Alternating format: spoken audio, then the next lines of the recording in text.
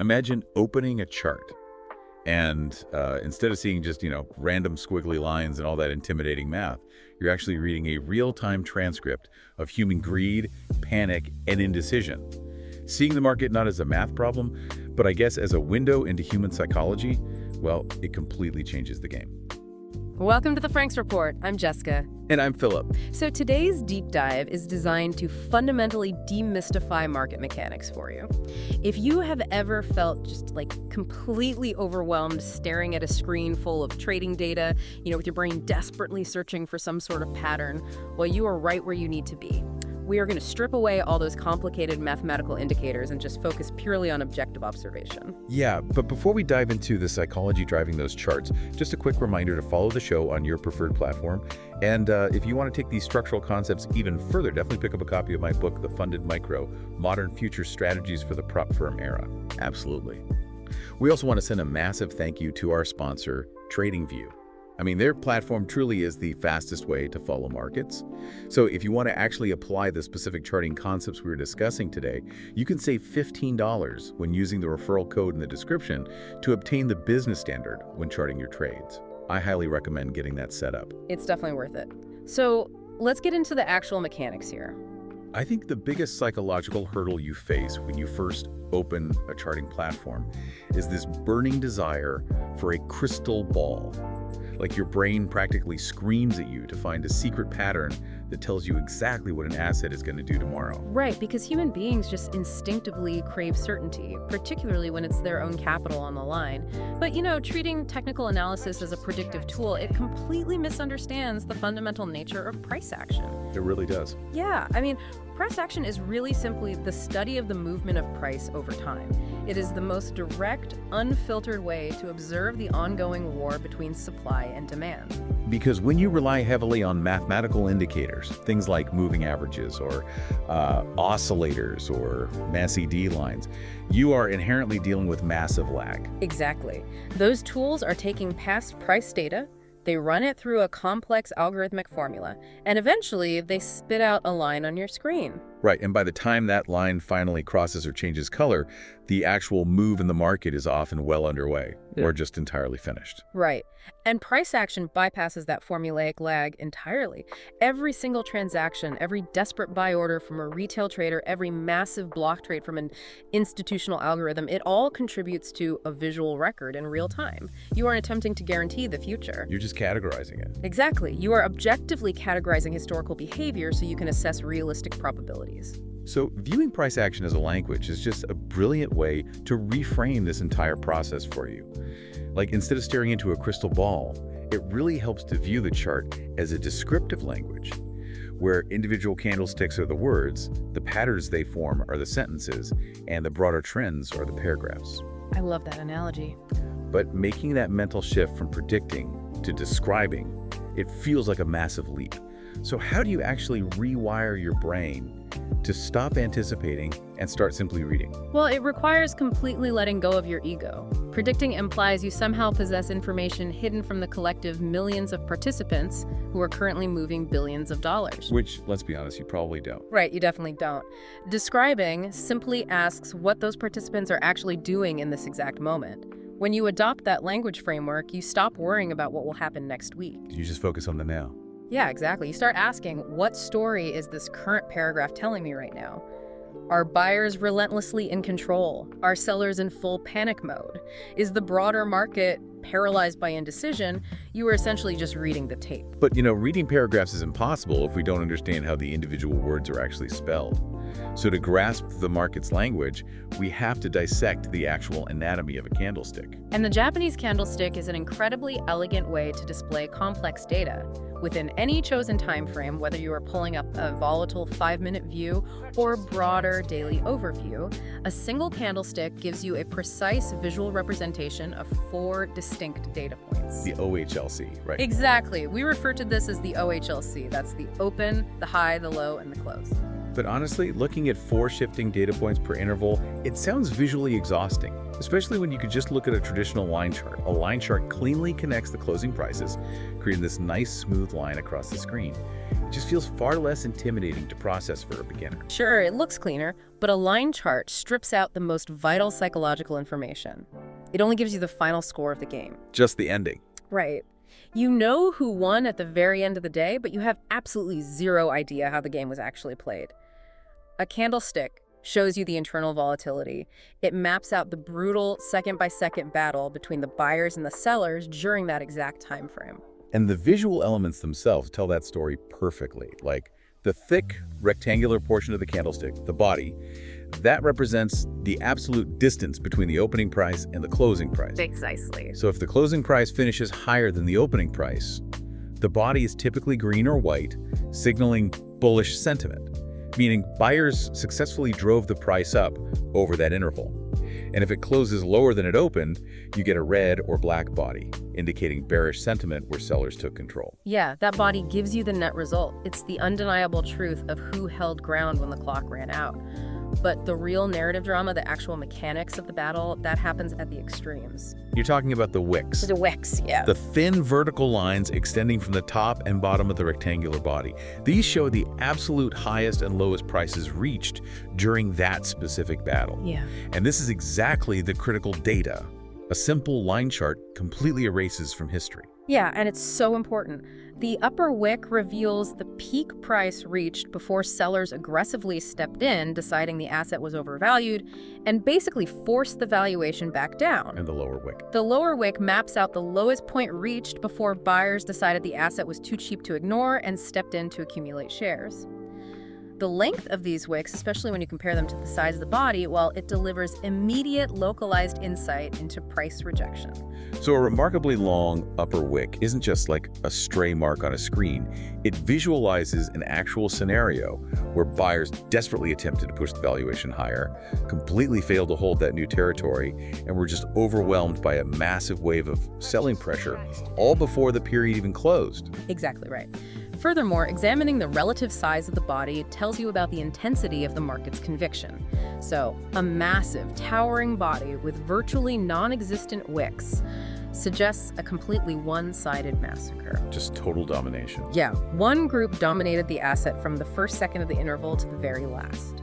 Conversely, a tiny compressed body trapped between extremely long wicks on both the top and bottom that points to violent indecision. Like a tug of war. Exactly like a vicious tug of war where millions of shares might have changed hands, but neither side could establish a meaningful advantage. Understanding this anatomy, the open, high, low, close, and the resulting shapes of bodies and wicks, it instantly unlocks an intra-period narrative. Yeah. You are peering directly into the raw psychology of the market participants, seeing their confidence or their hesitation, rather than just staring at a flat, sterile closing price. And different candle shapes inevitably tell distinctly different psychological stories, so building our vocabulary is the natural next step here. But a quick search for candlestick patterns will bombard you with hundreds of dramatic names.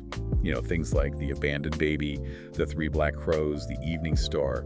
Trying to memorize flashcards of hundreds of intricate patterns seems like a fast track to burnout and just complete information overload. Oh, rote memorization is actually worse than burnout. It entirely divorces you from the mechanics of trading. Relying on flashcards shifts your focus away from the underlying forces of supply and demand. You fall right back into that trap of pattern matching for a crystal ball prediction, hoping a specific shape guarantees a specific future outcome. So what should you do instead?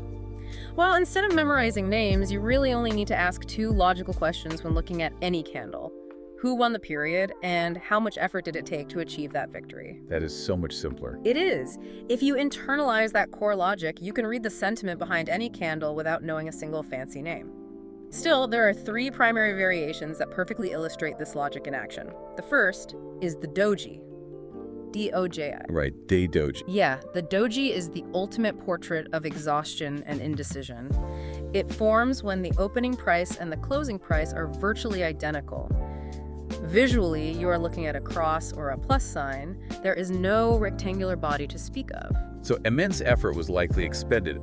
The price might have swung wildly up and down, creating long wicks on both sides, but the net result was zero movement. Exactly. The period ends right where it began. It represents a state of perfect, temporary equilibrium.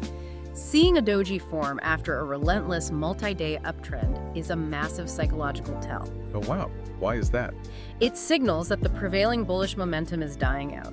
The buyers are suddenly hesitating, unwilling to pay higher prices. It doesn't guarantee the market will immediately crash, but it screams that the participants are hitting the brakes to search for a new balance point. So it acts as a glaring caution sign on the chart. That makes sense. The second variation is the Marubozu, which operates as the complete psychological opposite of a doji, right? Yeah. Yes. A Marubozu is a candlestick featuring a very large body and absolutely no wicks. It appears as a solid, unbroken block of color. So a green bullish Marubozu means the asset opened at the absolute lowest price of the period, climbed steadily without a single meaningful pullback, and closed at the absolute highest price. It signifies undeniable unilateral conviction. Zero price rejection occurred at either end of the range. When a Marubozu prints on your chart, the market is moving strictly in one direction with supreme confidence. You probably see that around big news events. Frequently, yes. You see this formation immediately following a major fundamental news catalyst, like a surprise earnings report or a central bank rate change, or when a market violently breaks out of a long period of stagnation.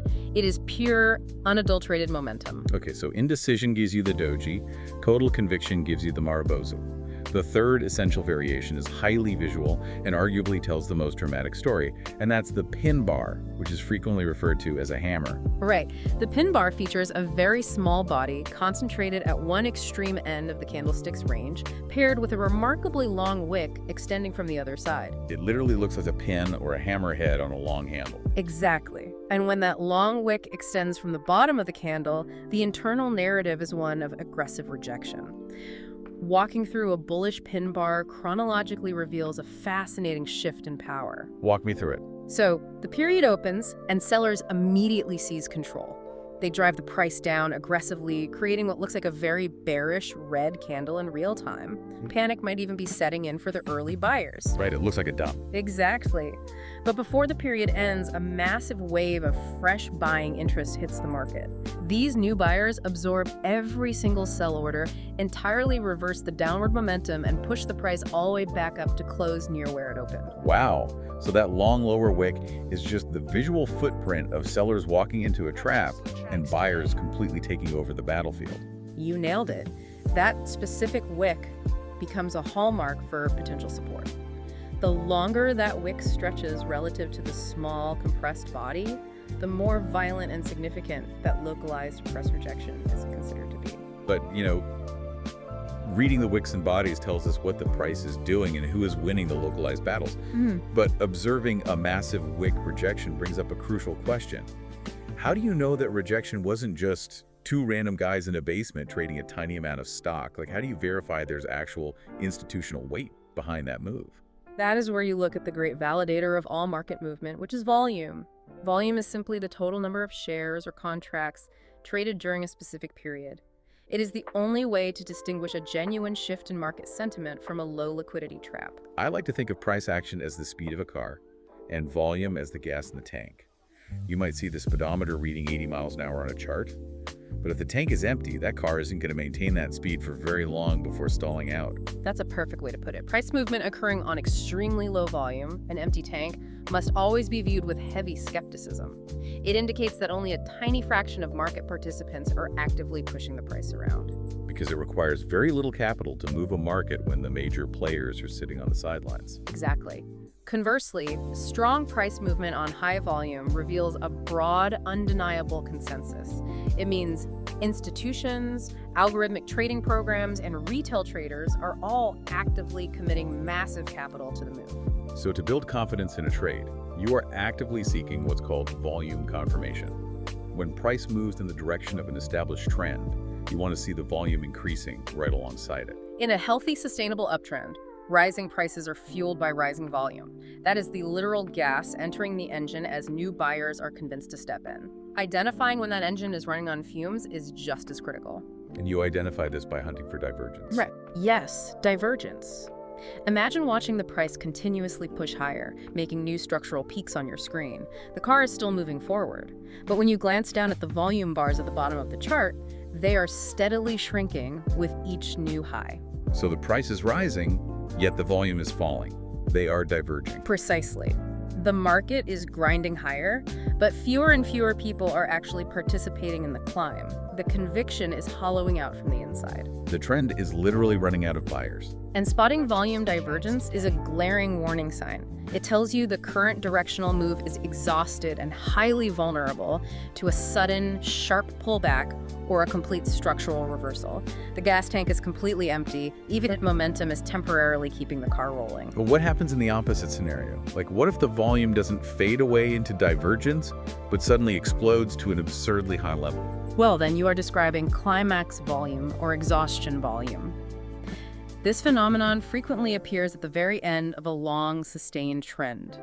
You witness a massive, highly abnormal spike in trading volume, typically paired with a massive wide-range candlestick like a Marbozu. But seeing a huge spike in volume and a massive green candle usually screams strength. I mean, it feels deeply counterintuitive to view that as the end of a move. It does feel counterintuitive, but it requires looking deeper into human psychology. A climax volume spike represents a final, desperate surge of participation. It is the exact moment of capitulation for everyone who had been holding out. The fear of missing out. Yes, the FOMO.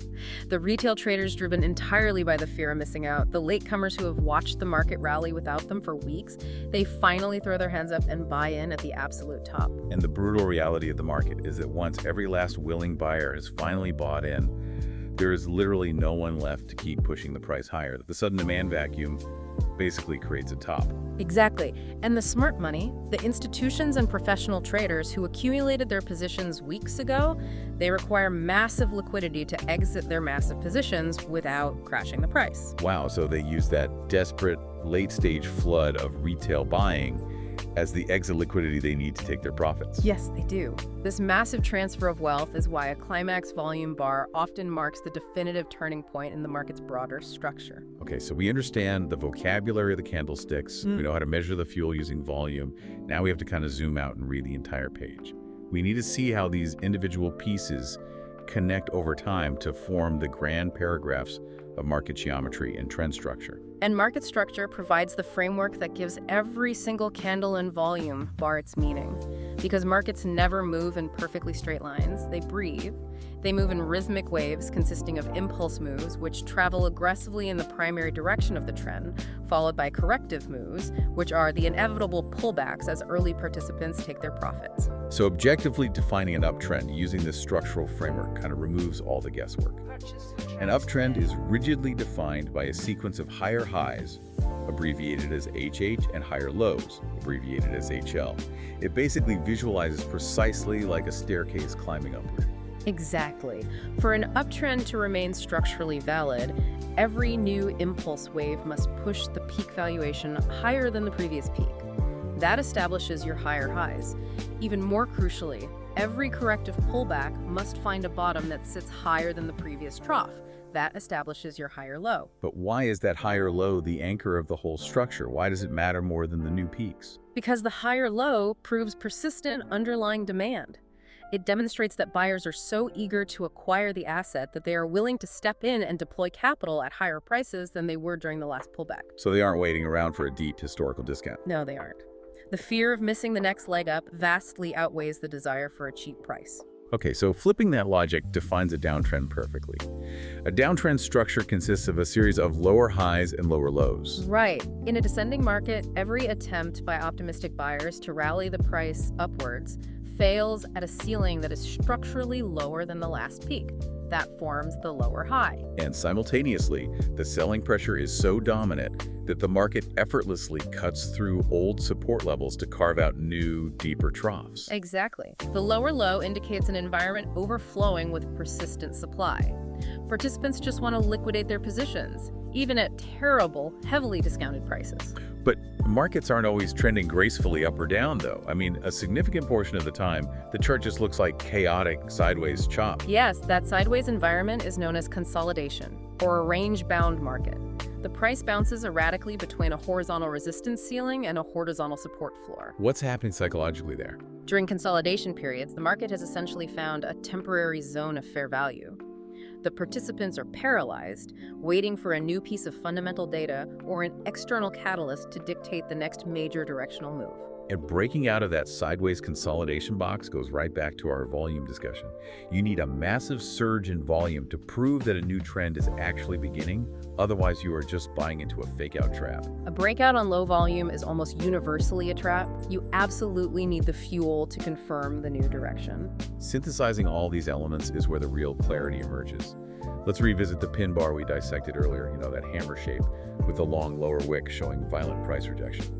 If you spot a beautifully shaped, textbook bullish pin bar, how does its meaning fundamentally change depending on where it forms within the market structure? Well, this is the single most important lesson in technical analysis. Context overrides patterns. Context is everything.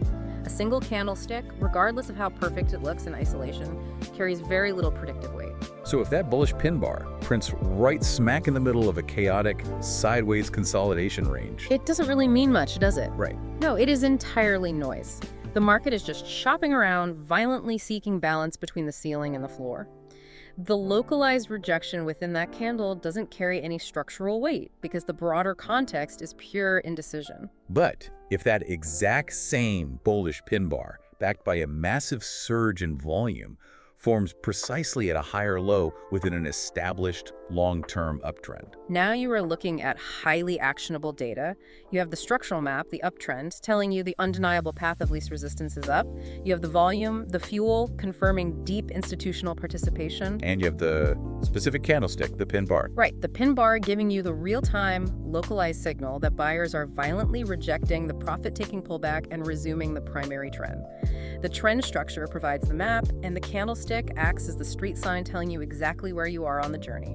That makes so much sense. So the ultimate takeaway for you listening right now is a complete reframing of what technical analysis actually is.